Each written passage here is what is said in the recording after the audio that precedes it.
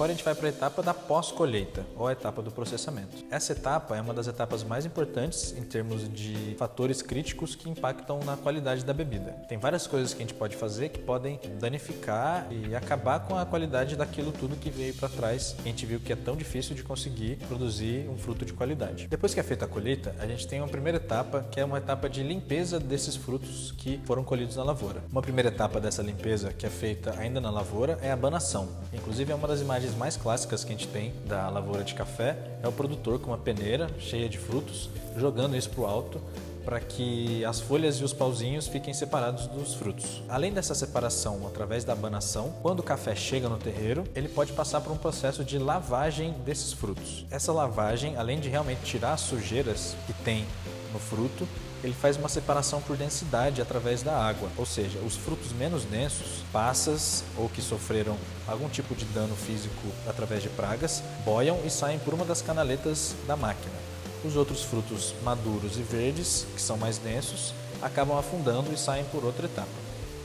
Ou seja, nesse processo a gente consegue separar, por exemplo, os grãos xoxos, grãos que sofreram um processo de fermentação na lavoura. A gente não consegue, porém, separar os grãos verdes dos grãos maduros. Isso a gente só conseguiria fazer se a gente fosse fazer um processo que eu vou explicar mais para frente, que é na via úmida e descascamento do fruto. Depois disso, quando os frutos já passaram pelo processo de lavagem ou não, a gente segue para duas possíveis tomadas de decisão quanto a como a gente vai processar esses frutos. São duas vias principais, a via seca e a via úmida. Como que é a via seca? A via seca, na verdade, ela é um processo em que a gente simplesmente pega esses frutos e faz o processo de secagem sem passar por nenhuma remoção mecânica de nenhuma camada do fruto. Ou seja, a gente pega aquele fruto, coloca num terreiro ou tradicional de cimento ou asfalto, ou num terreiro suspenso, vou explicar um pouquinho melhor mais para frente, e ele seca de forma natural, sem ter nenhuma interferência de descascamento. Esse processamento pela via seca é o que a gente chama de processamento natural. É o processamento que é mais usado no Brasil, principalmente porque ele requer menos infraestrutura e uma mão de obra menos especializada.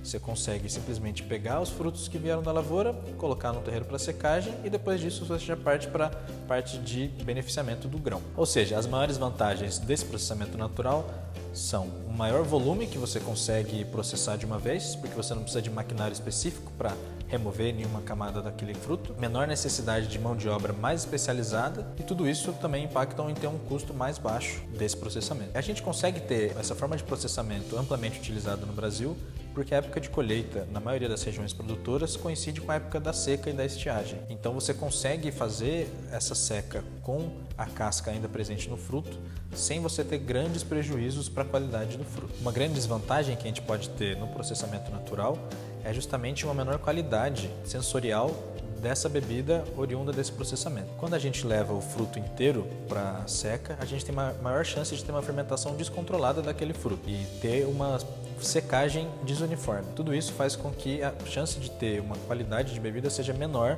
do que no processamento pela via úmida, em que a gente tem uma seleção e maior homogeneidade dos frutos quando chegam no terreiro. Mas então quer dizer que a gente não consegue ter uma bebida especial vinda do processamento natural? Não, a gente consegue sim.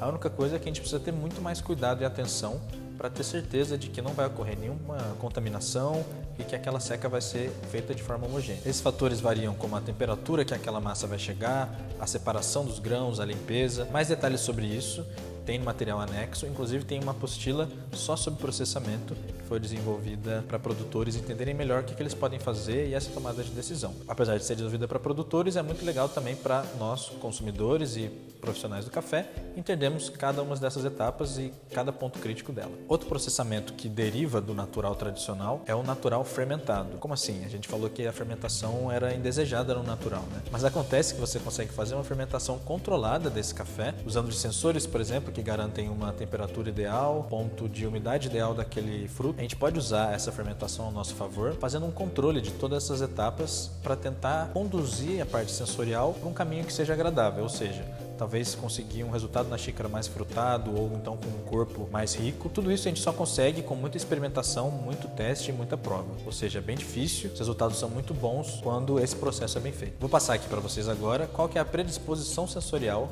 que os cafés de origem do processamento natural têm. A gente está mostrando aqui agora a roda dos sabores do café e então a gente pode encontrar um maior corpo e doçura, geralmente com notas lembrando mais um chocolate, um caramelo, notas de nozes e especiarias. A acidez no café natural geralmente lembra mais uma acidez cítrica e lembra frutas passas ou maduras. No caso específico dos naturais fermentados, as frutas são mais maduras, com um sabor às vezes levemente alcoólico, que lembra uma fruta em calda, e sabores mais licorosos. Lembrando que não é que todos os cafés naturais vão ter exatamente essas notas. É só uma questão da predisposição que esse processamento dá para aquele grão. Mas tudo vai variar de região produtora, variedade, microclima, tudo isso impacta na qualidade da bebida e no tipo de sensorial que ela vai ter. Então agora a gente vai falar sobre a outra via, que é a via úmida.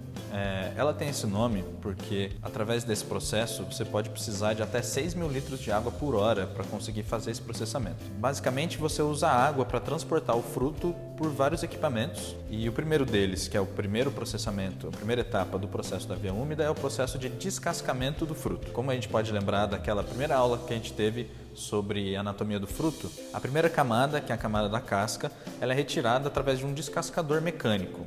Como é que funciona esse descascador?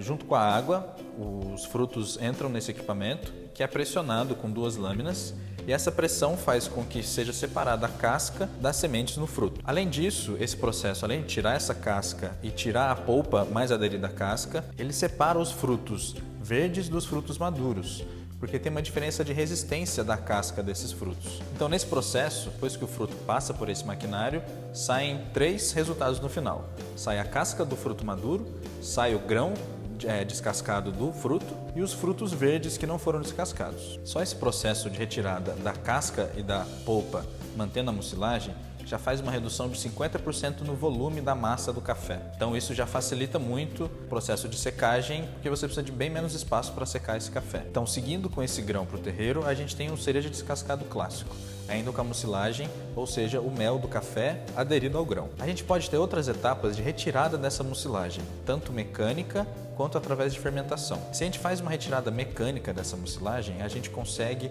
diferentes níveis do que hoje a gente tem no mercado dos cafés chamados honeys. Por exemplo, qual que é a diferença entre um black honey por um red honey por um simplesmente honey? Na verdade, são nomes comerciais que são dados para esses processamentos por diferente quantidade de mucilagem que ainda está aderida àquele grão. Quando a gente fica com mais mucilagem, aquele mel, aquela mucilagem que está aderida vai começar a escurecer e fermentar e vai ter uma aparência mais escura. Se a gente retira essa mucilagem através de um outro equipamento que também por pressão vai fazer uma maceração e retirar aquela mucilagem, a gente tem diferentes níveis de manutenção disso no grão, fazendo com que tenha diferentes colorações.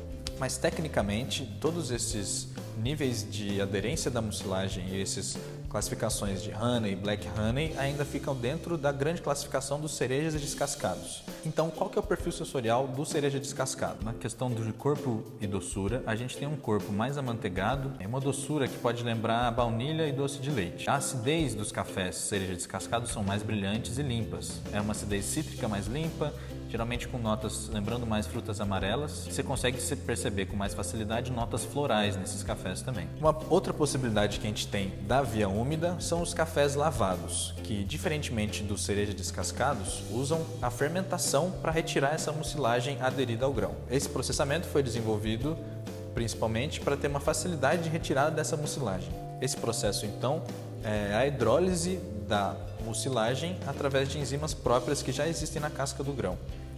Geralmente são deixados esses grãos embebidos durante 12 até 48 horas, dependendo muito da temperatura do ambiente, da região que a gente está.